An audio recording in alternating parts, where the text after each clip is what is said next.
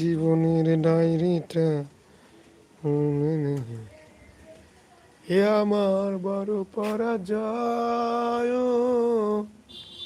দেখেন কি সুন্দর রোদে সূর্যের আলো কিরণ দিতেছে।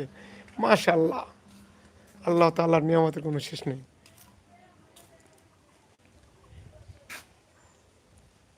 দেখেন প্রকৃতি কি সুন্দর, কি সুন্দর।